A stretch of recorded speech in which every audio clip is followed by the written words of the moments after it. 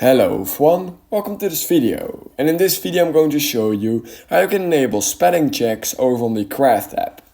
So for example, when you are creating a document over on the Craft app and you're writing long things and you want to automatically have the Craft app basically check that spelling, then here's how you can actually enable this, because there is an option for it, however it's quite hidden. So in order to enable this, what you need to do is open the Craft app, and then you want to go to the top left corner of the screen at this arrow icon, and you want to go ahead and click on the top left corner again on your profile picture basically.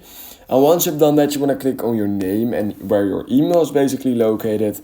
And then right here you want to click on settings. And then right here you will find language and spelling where you click on. And once you've done that, you will find spelling right here. And what you can simply do is set it to any language you basically want to check the spelling of. So for example, right now it says don't check spelling, but when I enable it on the United States, it will check the spelling for any United States words or English words, obviously. So yeah, that's basically all you need to do. So just choose any language you want, and that's basically it. If you learned something from this video, then please consider liking this video and subscribing to my channel, and I hope I will see you in my next YouTube tutorial video.